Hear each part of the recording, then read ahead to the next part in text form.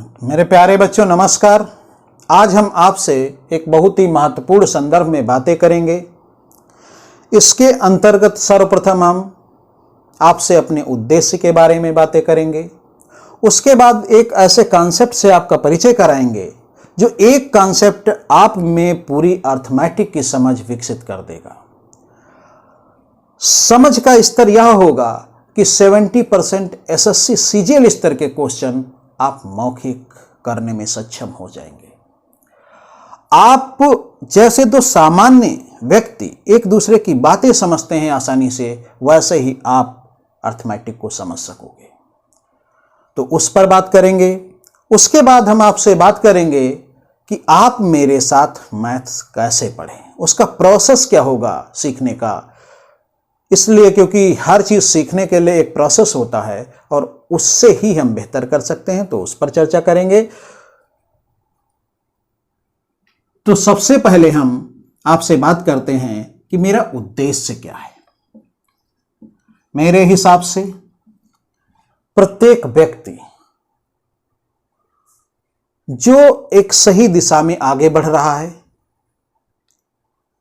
अर्थात वह भ्रष्ट आचरण का नहीं है, भ्रष्टाचारी नहीं है, कर्तव्यनिष्ठ है, न्याय संगत दृष्टिकोण रखता है और समाज के लिए कुछ करना चाहता है, ऐसा व्यक्ति अपने जीवन में जो कुछ भी करता है प्रत्यक्ष या अप्रत्यक्ष रूप से, उसका योगदान सदैव समाज के हित में होता है। अगर इसके साथ ऐसे व्यक्ति के साथ जो समाज के लिए कुछ करना चाहता है, उसके पास कुछ ऐसा हो जिससे उस क्षेत्र में अच्छी दिशा में क्रांतिकारी परिवर्तन हो सके, जिससे उस क्षेत्र में एक अभूतपूर्व योगदान हो सके, तो उसको उस पर काम जरूर करना चाहिए। इसी सोच के साथ मैं अब तक की मैथ की सबसे सरलतम समझ के साथ आपके बीच हूं। मेरा उद्देश्य है कि जो मैथ जटिल विषय के रूप में जाना जाता है, इसको सबसे सरल विषय के रूप में आपको समझा दूं, एक ऐसी समझ विकसित कर दूं कि आपको जो मैथ है सबसे सरल विषय लगे। तो इसी उद्देश्य से आपके बीच आया हूं और विश्वास दिलाता हूं कि अगर आप गंभीरता से मेरे साथ जुड़ते हैं तो एक दिन आप अपने आप स्वयं अनुभव करोगे कि हाँ, मैथ तो सीखने का यही ढंग होना चाहिए। बिल्कुल आसान है, बिना कोई शार्ट्रिक, बिना कोई सूत्र, और सीधे ऐसे लगेगा कि हाँ, उत्तर आपको दिखता है। तो ये उद्देश्य है मेरा, और ये जरूरी भी मेरे लिए था कि ऐसी समझ आप सबको मैं समझा सकूं और एक ऐसा इस क्षेत्र में ऐसा परिवर्तन ला सकूं जो सभी बच्चों के लिए बड़ा ही उत्कृष्ट हो, उनको बहुत आगे बढ़ने में मदद करे, उनके बोझ को कम कर सके। तो ये उद्देश्य है मेरा। अब हम उस कॉन्सेप्ट की चर्चा करते हैं जो आप में पूरी अर्थमैटिक की समझ विकसित कर देगा। तो वो कॉन्सेप्ट क्या है, उसको नाम देते हैं हम मानक का कॉन्सेप्ट। मानक का कॉन्सेप्ट, मानक का कॉन्सेप्ट इसे हम नाम देते हैं। इसे हम गणित का या मैथ का ब्रह्मास्त्र भी कह सकते हैं और इसका देसी मेथड भी मैथ्स का हम कह सकते हैं। नाम देने का उसके जो प्रकृति है उसके अनुसार हम ये सब चीजें कह सकते हैं। तो इसका मुख्य रूप से नाम मानक का कॉन्सेप्ट है। इसे हम मैथ्स का ब्रह्मास्त्र भी कह सकते हैं और देसी मेथड भी कह सकते हैं मैथ का। तो मानक का कॉन्सेप्ट है क्या, ये हम आज इस क्लास में नहीं समझाएंगे, ये अगली क्लास में हम विधिवत समझाएंगे।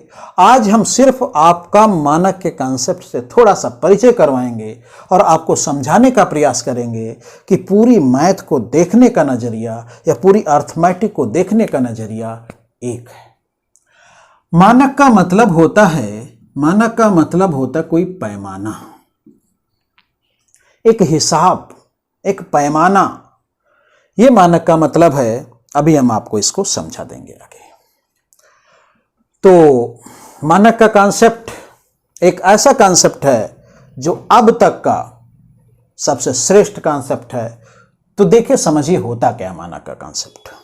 आपको हम एक उदाहरण से समझाएंगे। जब आप बाजार में जाते हो, सब्जी लेने जाते हो, तो आप देखते हैं उस मार्केट में जो बेचने वाला सब्जी होता है वो क्या होता है? वो अनपढ़ होता है। अनपढ़ हो सकता है, लिखा पढ़ा भी हो सकता है, अनपढ़ भी हो सकता है। ग्राहक मान लीजिए ए बी सी हैं, ए भी लिखे पढ़े भी हो सकते हैं, अनपढ़ भी हो सकते हैं, लेकिन उस बाजार में देखिएगा कितना उत्कृष्ट उपयोग गणित का होता है। जहां आप बिल्कुल इस शब्द को, मैथ के शब्द को भी नहीं सोचते, वहां कितना उत्कृष्ट यूज होता है मैथ का। देखिए उत्कृष्ट कैसे? अगर मैं ये कहूं कि ये सब्जी वाला जो सब्जी बेच रहा सेलर, ये अगर इनको आलू लेने हैं जैसे, तो अगर इनको 2 किलो आलू लेने हैं तो इनसे पूछे भाई कितने लोगे, ये बताएं 2 किलो, फिर तो ये बताए आप दीजिए 20 रुपए। ये इनसे पूछे कितने लेंगे 5 किलो, तो ये कहे आप दीजिए 50 रुपए। इनसे पूछे कितने लेंगे, ये बताएं 7 किलो, तो कहे आप दीजिए 70 रुपए। लेकिन ऐसा नहीं होता है। आप सभी जानते होंगे कि जब आप मार्केट में जाते हैं तो वहां ये सब्जी वाला जोर जोर से बोल रहा होता है कि 10 रुपए किलो आलू, ऐसे बोल रहा होता है। 10 रुपए किलो आलू, 10 रुपए पर केजी गणित की भाषा में 10 रुपए किलो आलू। इसका मतलब है कि 1 किलो आलू 10 रुपए का मिलेगा। यही तो है इसका मतलब यही एक उसने हिसाब बता दिया आपको, एक मानक बता दिया आपको कि 1 किलो अगर आप आलू लेंगे तो कितने रुपए का पड़ेगा? 10 रुपए का। एक मानक यही मानक है। उसने हिसाब बता दिया, उसने भाव बता दिया, यही मानक है। एक हिसाब उसने दे दिया आपको, वो सबके लिए, जितने लोग वहां खरीदार खड़े हैं सबके लिए है कि 10 रुपए किलो, 10 रुपए में 1 किलो या 1 किलो आलू का दाम 10 रुपए। अब जिसको जितना लेना है उतना ले लेगा, उस हिसाब से रुपए दे देगा। अब यहां तो एक अनपढ़ व्यक्ति भी हिसाब करता है, तो यहां भी तो मैथ है। तो आप इसको मानक को समझ गए होंगे। मानक का मतलब होता है एक पैमाना आपके सामने रख दिया जाए, एक हिसाब आपको दे दिया जाए जिसके आधार पर आपको हिसाब आगे लगाना है। तो यह है मानक। उसने कहा 10 रुपए किलो आलू, इसका मतलब 1 किलो आलू लेने पर 10 रुपए पड़ेंगे। तो यह क्या है? हिसाब है। अब उसको कितने भी आलू लेने हैं, उसको अगर 8 किलो लेने हैं तो 1 किलो 10 रुपए का, तो 8 किलो उसी रेशियो में बढ़ जाएगा, 80 का हो जाएगा। आप ऐसे कह सकते हैं। मौखिक लगाएंगे, इसके लिए आप किसी भी सार्टिक का सहारा नहीं लेंगे। आपसे कहा जाए सार्टिक क्या लिख लीजिए, नहीं लिखेंगे, आपको तो आता है ऐसे। इसी को अगर वो बाई चांस वहां खैर से नहीं बोला जाता है, लेकिन आपके सामने वो ऐसे रख दें कि 2 किलो 20 रुपए के, तो 8 किलो कितने के, तब भी आप बता दोगे 80 के। तो एक हिसाब था 2 किलो 20 के। अब इसके लिए अगर आपसे कहा जाए कोई सार्टिक यूज कर लो, कोई फार्मूला यूज कर लो, तो मैं 100% कह सकता हूं एक भी बच्चा इसके लिए स्वीकार नहीं करेगा कि सार्टिक यूज करें, फार्मूला यूज करें। इसलिए नहीं, क्योंकि ये चीजों से अनुभव होती है। 2 किलो 20 का, अब वो जैसे भी करना चाहेगा, 2 किलो 20 का तो आप वो सोच सकता है, 1 किलो 10 का तो 8 किलो 80 का, ऐसे भी सोच सकता है। उसका अपना सोचना है। वो ऐसे भी सोच सकता है कि 8 किलो में 2-2 किलो 4 बार होंगे तो 20 चक्कू 80 हो जाएगा। तो इस प्रकार से इसके लिए बिल्कुल आप सार्टिक के लिए तैयार नहीं होंगे, फार्मूले के लिए तैयार नहीं होंगे, क्योंकि ये आप चीज अनुभव कर पा रहे हैं। इससे अच्छा आपको कुछ नहीं लगेगा। तो अगर इसमें आपको इनकी जरूरत नहीं सार्टिक और फार्मूले की, तो पूरी मैथ में इसी प्रकार जिस दिन आप उसे समझ जाएंगे, उस दिन आपको जरूरत नहीं होगी और आपको ऐसे ही अनुभव होने लगेगी मैथ। तो इस प्रकार से मानक क्या है मैंने आपको समझाया। एक हिसाब दिया होना, एक ऐसा कोई पैमाना दे दिया जाता है आपको जिसके आधार पर आगे का हिसाब लगाया जाता है। अब आगे की अगर हम बात करें तो जितने भी क्वेश्चन है, जितने भी पूरी मैथ में एक हिसाब, कहीं ना कहीं एक सूचना तो आपको दी जाती है जिसके आधार पर आप उस क्वेश्चन को हल करते हो। लेकिन ज्यादातर अर्थमेटिक में देखा जाए तो ratio and fraction and percentage, इन तीन चीजों का बहुत उपयोग है। और खास करके आपको हिसाब देने में, बताने में। आपको पैमाना जब दिया जाता है तो इनमें बहुत यूज होता है। रेशियो के पोर्शन में तो 3-4 चैप्टर हैं, उसमें रेशियो में ही आपको हिसाब बताया जाएगा, जैसे रेशियो, एज और आपका पार्टनरशिप और एलिगेशन। इसी प्रकार से फ्रैक्शन तो वो कहीं भी आ जाता है, जैसे टाइम एंड स्पीड में आ जाता है, टाइम एंड वर्क में भी आ सकता है, कहीं भी पूरे अर्थमेटिक में आ सकता है। और परसेंटेज पर तो 5-6 चैप्टर सीधे सीधे, परसेंटेज, आपका profit and loss and discount, SICI, ये सब। तो इन 3 चीजों का बहुत ही उपयोग है। और आज मैं केवल बता रहा हूं, समझा नहीं रहा हूं, मैं बार बार कह रहा हूं कि ये तीनों भी एक पैमाना ही है, एक मानक ही है। ये एक पैमाना ही है, एक मानक ही है, एक मानक है। रेशियो, फ्रैक्शन एंड परसेंटेज, ये सब मानक हैं। इसको हम आपको अगले वीडियो में विधिवत समझाएंगे। जब मानक का कॉन्सेप्ट समझाएंगे तो मानक के कॉन्सेप्ट को इन्हीं तीनों के संदर्भ में समझाएंगे, और वहां आप ये भी समझेंगे कि ये तीनों एक ही जैसे उपयोग होते हैं। तो इस प्रकार से मानक के कॉन्सेप्ट से आप प्रत्येक सवाल को समझेंगे और बड़ी आसानी से लगा देंगे। तो अब हम आपको कुछ उदाहरण के माध्यम से आपको समझाने का प्रयास करते हैं। देखिए सवाल कैसे लगते हैं और एकदम मौखिक लगते हैं। जैसे एक सवाल लिया जाए, स्कूल के थैले और जूते के दाम में 7:5 का अनुपात है। 7:5 का अनुपात है। स्कूल के थैले का दाम जूते के दाम से 200 रुपये अधिक है, तो जूते का दाम बताइए। अब यहां स्कूल के थैले और जूते, मैंने आपको बताया, आज केवल आपसे परिचय करवा रहा हूं, मैं इसको समझा नहीं रहा हूं। तो जो अनुपात है स्कूल का, ये बैग और जूते के बीच में, शूज के बीच में अनुपात है पैसे में। यानी कि बैग अगर मिलता है 7 रुपए का या जो भी है, तो जूते मिलते हैं इतने के 5 के। अर्थात एक मानक ही तो दिया है, एक पैमाना ही तो दिया है। तो इस स्तर पर इसमें दोनों में कितने का अंतर, 2 रुपए ज्यादा है बैग, और वहां वास्तव में कितना ज्यादा है, 200।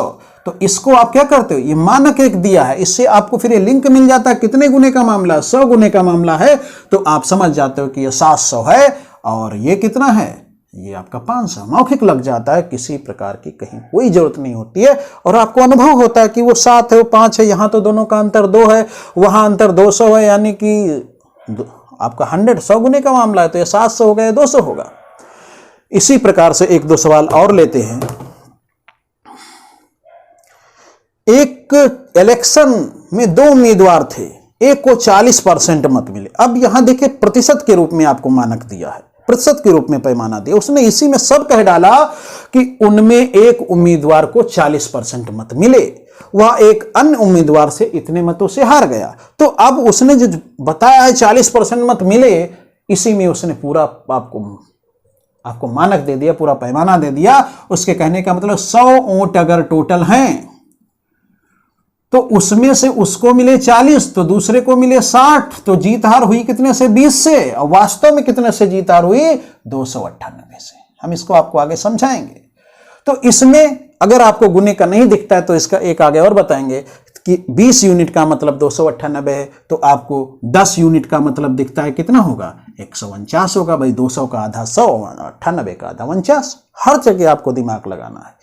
तो 10 यूनिट का मतलब, अब हमने 10 यूनिट निकाला क्योंकि उसने पूछा टोटल मत। टोटल मत तो हमारे यहां 100 हैं, एक हिसाब में छोटे स्तर पर।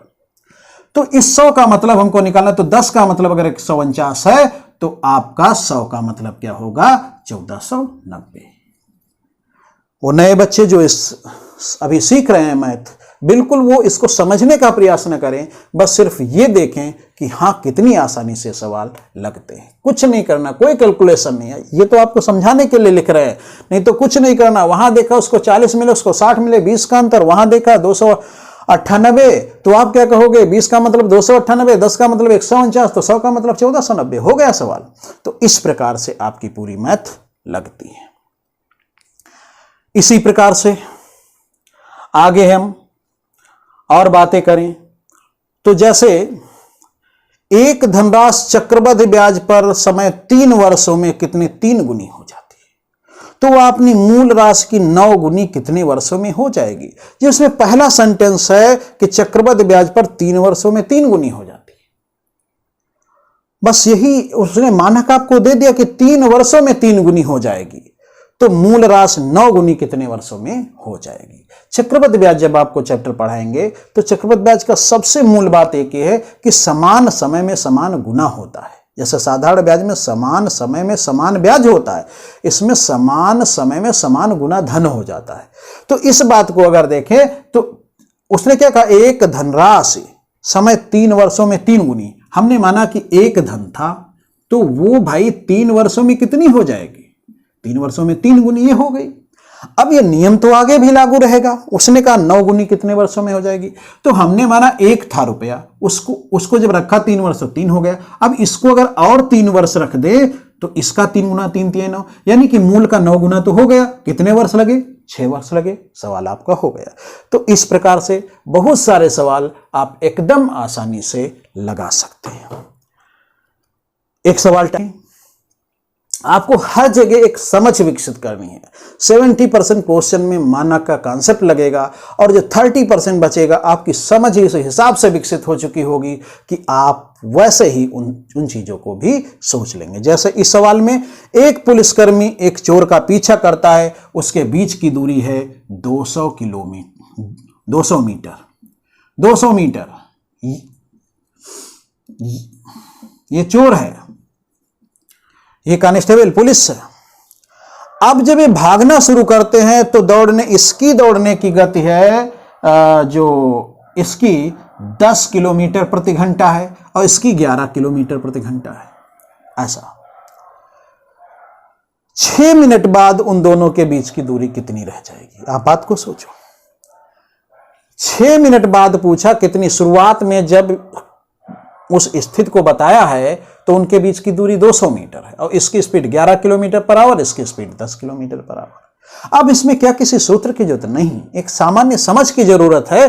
अब पूछा 6 मिनट बाद ये फासला कितना रह जाएगा। आप सोचें अगर 1 घंटा ये दोनों दौड़ें तो ये 11 किलोमीटर दौड़ेगा, ये 10 किलोमीटर दौड़ेगा, फासला इसका 1 किलोमीटर कम हो जाएगा कि नहीं कम हो जाएगा। ये यहां तो 200 है, हम मानते हैं 200 से ज्यादा पड़ रहे हैं। अगर ये दूर दूर रहे हों और एक दूसरे को दौड़े ऐसे तो 1 घंटे में 1 किलोमीटर का फासला कम होगा कि नहीं भाई, क्योंकि ये दौड़ेगा 1 घंटे में 11, ये दौड़ेगा 10, तो 1 किलोमीटर नजदीक नहीं पहुंच जाएगा। मतलब 1 घंटे में फासला 1 किलोमीटर कम होगा। अगर मिनट में समझें तो 60 मिनट में फासला कितना कम हो जाएगा, 1000 मीटर। अब 60 मिनट में 1000 मीटर, उसने कहा 6 मिनट बाद। तो अगर 60 मिनट में 1000 मीटर तो फिर 6 मिनट में कितना, 6 मिनट में भैया 100 मीटर। 100 मीटर ना। अब 6 मिनट में 100 मीटर फासला ये घट जाएगा, तो 200 मीटर था 100 मीटर घट गया, बचा कितना 100 मीटर। तो उसने पूछा 6 मिनट बाद कितना फासला होगा, तो आप कहिए 100 मीटर। तो यहां भी आपका मानक का कॉन्सेप्ट लग गया। तो हर एक चैप्टर में पूरी अर्थमेटिक में आपको मानक का कॉन्सेप्ट प्रत्यक्ष रूप से अप्रत्यक्ष रूप से सहयोग करता रहता है। तो ये बहुत ही महत्वपूर्ण है। हम अगले वीडियो में इसको आपको पूर्णतः समझाएंगे। यहां मैंने कतई नहीं समझाया है, यहां सिर्फ आपको मैंने दिखाया है कि देखिए इस प्रकार से यूज होता है। ये मानक का कॉन्सेप्ट अगर आप रेशियो के संदर्भ में और फ्रैक्शन के संदर्भ में, परसेंटेज के समझ में इसके अच्छे से यूज को समझ जाते हैं तो मान के चलिए आप 50% मैथ तो उसी दिन सीख जाएंगे। ये हम अगली क्लास में इसी पर पूर्णतः बताएंगे। रेशियो, फ्रैक्शन और परसेंटेज के संदर्भ में ये तीनों मानक ही हैं, ये तीनों पैमाने ही हैं, एक जैसा इनका यूज है। तो अब अगली चर्चा आज कि आप मेरे साथ मैथ कैसे सीखें। ये इतनी सरल, इसकी समझ है मैथ की, इसको आप मेरे साथ सीखेंगे कैसे, इसका भी एक प्रोसेस है और ये आपके लिए बहुत महत्वपूर्ण है। इसके अनुसार ही सीखेंगे तो बेहतर होगा। तो इसके लिए मैंने पूरी मैथ को सेक्शन में बांट दिया। जैसे section A, section B and section C and D, E, F, G, ऐसे बांट दिया। पूरी मैथ को मैंने सेक्शंस में बांट दिया। अब इस सेक्शन में तो केवल इंट्रोडक्शन से संबंधित है, जैसे ये आज का वीडियो और मानक का कॉन्सेप्ट। तो इसमें तो इंट्रोडक्शन है, हाँ, तो इसको अच्छा, इसमें ये भी मेरी सोच थी, मैं इसको सेक्शन में क्यों रखा, इसको इंट्रोडक्शन को मैं अलग कर सकता था। अगर अलग कर देता इसको तो बहुत बच्चों का छूट जाता। इसमें आपको ध्यान रहेगा सेक्शन बी से पहले सेक्शन ए आएगा, तो ए में जब आप चाहोगे तो इंट्रोडक्शन और मानक का कंसेप्ट आपको मिल जाएगा। अब सेक्शन बी में, जैसे मैंने सेक्शन बी से मैथ की शुरुआत होगी, लेकिन ये बहुत इंपॉर्टेंट होगा सेक्शन ए। सेक्शन बी में आपका रेशियो चैप्टर होगा, आपका एज से संबंधित क्वेश्चन जो होते हैं वो होंगे, एंड क्या पार्टनरशिप होगा, और आपका एलिगेशन होगा, साझा और मिश्रण, ये आपके चैप्टर होंगे। उसके बाद आपका सेक्शन सी में कौन चैप्टर होगा, आपका परसेंटेज होगा, प्रॉफिट एंड लॉस होगा, एंड डिस्काउंट होगा, एंड SI/CI होगा। इसी प्रकार से सेक्शन डी में आपके कौन होंगे, आपका एवरेज होगा। एवरेज चैप्टर बहुत ही आसान है, बहुत ही अच्छा है, तो ये अकेला ही चैप्टर उसमें रहेगा। और फिर आपका ई, इसमें आपका क्या time and work, and time and speed, and नावधारा, एंड आपका वो न पाइप एंड उसका टंकी वाले सवाल, ये सब रहेंगे। उसके बाद इसमें एफ में आपका नंबर सिस्टम रहेगा, इसमें नंबर सिस्टम, लासा मासा, जितना भी शेषफल प्रमेय वगैरह, और जी में आपका एडवांस मैथ रहेगी। तो इस प्रकार से मैंने सेक्शन में बांट दिया इसको, इस सिस्टम को समझ लो जरा। तो ये सेक्शन में बांट दिया। अब सबसे पहले आप सेक्शन ए में एंट्री करेंगे, और सेक्शन ए में जाने के बाद आपको वहां उसके बाद क्या, प्रत्येक सेक्शन को मैंने क्या बांटा, प्रत्येक सेक्शन को मैंने आगे चैप्टर में बांट दिया, चैप्टर 1, चैप्टर 2, चैप्टर 3।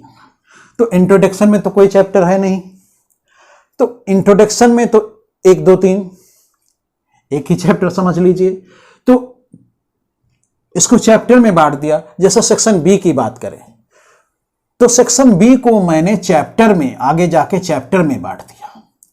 अब कैसा chapter, chapter 1, chapter 2, chapter 3, chapter 4।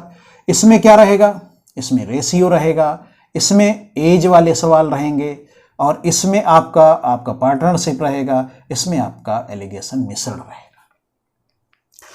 अब जब आपको सेक्शन बी में जाना है, सेक्शन ए को खत्म करने के बाद जब सेक्शन बी में जाना है, तो उसमें चैप्टर 1 को सबसे पहले आपको शुरुआत करनी है, चैप्टर 1 से। अब प्रत्येक चैप्टर को मैंने आपकी सरलता के लिए दिन में बांट दिया। प्रथम दिन, फर्स्ट डे, सेकेंड डे, आपका ये तीसरा दिन, चौथा दिन, ऐसे दिन में बांट दिया। तो इस प्रकार से आपको सब चीजें पढ़नी। जब चैप्टर 1 खत्म हो जाए तो चैप्टर 2, फिर चैप्टर 3, फिर चैप्टर 4। तो आप बात समझ गए होंगे कि प्रत्येक सेक्शन को आपको समझना, पहले सेक्शन ए सबसे पहले पूरा करना, फिर सेक्शन बी, फिर सेक्शन सी, और जिस सेक्शन में जाएंगे उसमें चैप्टर 1, चैप्टर 2, चैप्टर 3, और चैप्टर में भी जब होंगे तो डे आपको मिल जाएगा, day first, second day, third day, इस प्रकार से। और ये सब आपका अप्रत्यक्ष रूप से बहुत सहयोग करेंगे। जब भी आप शुरू करें तो आप इसी हिसाब से आगे बढ़ना है। वैसे आप एक सिस्टम से जब सीखोगे तो हर बात आपकी समझ में आ जाएगी, और ये एक लाइव क्लास से भी बेस्ट होगा। आजकल लाइव क्लास बहुत चल रही है, लेकिन जब गुणवत्ता ही वहां नहीं होगी तो फिर लाइव क्लास का क्या मतलब। बच्चे तो नादान होते हैं, उन्होंने कहा लाइव क्लास करते हैं, गुणवत्ता ही नहीं है, साधारण स्तर से बताया जा रहा है, तो क्या मतलब। ये आपको जो सिस्टम आपको बनाया है, ये सदैव के लिए लाइव क्लास का काम करेगा। मैं एक बार मेहनत कर रहा हूं, ये सदैव के लिए लाइव क्लास का काम करेगा। आप इसी क्रम में जब आगे बढ़ेंगे तो लाइव क्लास से भी बेस्ट क्लास ही आपकी साबित होगी। तो इस प्रकार से आपको आगे बढ़ना है। सबसे पहले सेक्शन को देखें, सेक्शन ए में जाके उसमें सभी वीडियो 1-2 दिन ऐसे देखे, फिर सेक्शन बी में गए, उसके एक चैप्टर को देखा, फिर 2 चैप्टर को देखा, उसके दिन वाइज आगे बढ़े। तो इस प्रकार से आगे बढ़ना है। और ये आपको प्रत्येक वीडियो का जो थंबनेल होता है, जो आपको उसका फोटो दिखता है जब यूट्यूब पर सर्च करते हैं, तो उसके आपको ये सब सूचना वहीं मिल जाएगी कहीं ना कहीं। जैसे यहाँ मिल जाएगी, यहाँ सेक्शन पड़ा होगा, अब उसके बाद यहाँ आपका क्या चैप्टर पड़ा होगा, फिर यहाँ चैप्टर का नाम होगा, फिर यहाँ डे होगा। यही आपको सब सूचना बाहर ही वीडियो के मिल जाएगी। प्लेलिस्ट में सेक्शन वाइज ही प्लेलिस्ट आपको मिल जाएगी। जब आप प्लेलिस्ट में जाएंगे तो उसमें होगा सेक्शन ए। आपका प्लेलिस्ट का नाम सेक्शन ए करके कुछ होगा, फिर सेक्शन बी, सेक्शन सी। जब सेक्शन ए प्लेलिस्ट में जाएंगे दिन के हिसाब से वीडियो का चयन कर लेना। जब सेक्शन बी में जाएंगे तो आप चैप्टर के हिसाब से उसमें देख लेना। ठीक है, जैसा सेक्शन बी की बात करें तो आप जब जाएंगे प्लेलिस्ट में तो उसमें सेक्शन बी और उसके बाद चैप्टर का नाम होगा या चैप्टर 1, दूसरी सेक्शन बी चैप्टर 2। तो इस हिसाब से आपको वहां हर चीज आपको विधिवत मिल जाएगी। तो ऐसे आपको ये आगे मेरे साथ पढ़ना है। इसके बाद थोड़ी और इसको उन्नत करते हैं और इसे उत्कृष्ट करते हैं। देखिए होता है जो आप सोच, जितनी सोच आपकी आगे जाएगी आप उतना कर सकते हैं। कुछ भी बेस्ट की लिमिट नहीं होती, आप कितना भी अच्छा कर डालिए कोई चीज। तो अब इसके बाद और इसमें आप क्या सुधार कर सकते हैं? मेरे हिसाब से यूट्यूब पर सबसे बड़ी कमी क्या है कि बच्चे का निश्चित समय नहीं रहता है, वो रेगुलर नहीं हो पाता है, उसको अपने क्लास जैसी अनुभूति नहीं होती है। तो उस कमी को दूर करने के लिए सबसे पहले तो आप अपने पढ़ने का, यूट्यूब पर वीडियो देखने का एक समय निश्चित कर लीजिए। एक समय निश्चित कर लीजिए, जैसे 9 PM कर लिया, निश्चित समय 9 PM है, इतने बजे मुझे अपने रूम में चले जाना है, वीडियो देखना ही देखना है, और 9 PM पर आप देख लें। या अगर आपको नहीं टाइम है बाई चांस 9 PM पर, तो आप कोई भी एक निश्चित समय आप निश्चित कर सकते हैं और उस पर प्रतिदिन आप जाके देखिए। उससे आपको एक क्लास की अनुभूति होगी, जैसे आप अपने शिक्षण संस्थान में बैठे होते हैं क्लास में, वैसे आपको अनुभूति होगी। इसके भी आगे मैंने एक और व्यवस्था आपके लिए की कि अगर आप चाहें तो आप एक निश्चित समय अपने आप कर लीजिए और इस नंबर पर मुझे व्हाट्सएप कर दीजिए 9984716161। इस नंबर पर मुझे अपना नाम, एड्रेस आप व्हाट्सएप कर दीजिए। मैं आपको एक रोल नंबर दे दूंगा। जब भी आप वीडियो देखें, वीडियो के लास्ट में जब पूरा वीडियो देख लें तो अपना वो कमेंट दे दें, उसमें जो भी कमेंट में लिखना चाहें वीडियो के बारे में, और उसके साथ में अपना रोल नंबर लिख दें। इससे होगा क्या, इस रोल नंबर के प्लान से होगा क्या, इससे ये होगा कि देखिए व्यक्ति अपने में जब स्वतः जिम्मेदारी होती है तो वो कभी कभी लापरवाही में छूट जाती हैं चीजें, और हमको पता भी नहीं चलता है हमने अपने रास्ते से कब हम हट गए। जब हम दूसरे के प्रति जिम्मेदार जवाबदेह रहते हैं तो उसमें एक वो रहता, हाँ मुझे उनके सामने जाना है। तो आपको भी ऐसे रहेगा, आप मेरे प्रति जवाबदेह होंगे, आप उसमें रोज कमेंट करने की कोशिश करेंगे वीडियो देखने के लास्ट में, और अपने समय के अनुसार देखेंगे, और प्रतिदिन आपका जो कमेंट आएगा उसको हम देखते रहेंगे, और आप इससे आपके ऊपर दबाव होगा कि हाँ मुझे ये चीज करनी है। तो ये रोल नंबर का प्लान है, इसको भी आप कर सकते हैं। ये कोई अनिवार्य नहीं है, आप चाहें तो इसमें शामिल हो, ना चाहें तो आराम से देखिए। मेरा तो उद्देश्य है आप सबको मैथ की सरलतम समझा सकूं। तो ये हो गया मेरे साथ कैसे पढ़ें, इस पे मैंने आपसे चर्चा कर ली। अब अगली क्लास जो होगी उसमें हम मानक के कॉन्सेप्ट को विधिवत समझाएंगे, रेशियो, फ्रैक्शन और परसेंटेज के संदर्भ में। आप सभी पूरी गंभीरता के साथ मेरे साथ आगे बढ़ें। हम आपके प्रति पूर्णतः समर्पित हैं। हम आप सब के काम आ सकें, इस समाज के काम आ सकें, इस राष्ट्र के काम आ सकें, इससे बेहतर और मेरे लिए क्या हो सकता है। मेरा उद्देश्य है कि जो मैथ है इसको मैं सबसे सरल विषय बना दूं। आप सब बच्चे जिनको अच्छी गुणवत्ता नहीं मिल पा रही है उनको मैं अच्छी गुणवत्ता उपलब्ध करवा दूं। ये मेरा मिशन है एक, कि निःशुल्क शिक्षा आपको उपलब्ध करवा दूं मैं। देखिए एक चीज और होती है कि आज है क्या, यूट्यूब पर तो बहुत सारे वीडियो पड़े हैं, तो उसमें 80% वीडियो तो उनकी गुणवत्ता ही कुछ नहीं है। प्रारंभिक स्तर पर भले हमको लगती है इसमें कुछ, लेकिन वास्तव में कुछ नहीं होता है, वही सब पुराना होता है। और 20% में जो आपके 15% हैं उनमें गुणवत्ता होती है, लेकिन वो एक व्यावसायिकता का रोग उनके अंदर होता है। तो आपको ऐसे ही कुछ वीडियो देते हैं लेकिन पूरा आपका सिलेबस नहीं करवाते हैं। आपको 8-10 वीडियो, 25 वीडियो, 20-25 वीडियो दे देंगे, लेकिन पूरा आपसे नहीं करवाते हैं। वो चाहते हैं कहीं ना कहीं आप शुल्क देके उनका पूरा कोर्स करो। लेकिन मैं आपको पूर्णतः निःशुल्क है हर चीज, एक भी पैसा आपका नहीं लगना है। आपको जितना भी सिलेबस है पूर्णतः निःशुल्क करवाऊंगा और आप इसका लाभ उठाइए। और उन बहुत से बच्चों को जो गंभीर हैं और आगे बढ़ना चाहते हैं, उनको इस वीडियो को शेयर कीजिए जिससे वो भी लाभ उठा सकें, क्योंकि मेरा उद्देश्य है कि जितने से ज़्यादा बच्चे हमसे लाभान्वित हो सकें। तो आप भी मेरे इस मिशन में सहायक हो सकते हैं। तो इस वीडियो को ज़्यादा से ज़्यादा लोगों को शेयर कीजिए, उनको बताइए इस बारे में। तो अगला वीडियो, उसमें आप समझे मानक के कॉन्सेप्ट को। बस तो आज इतना ही। जय हिंद, जय भारत।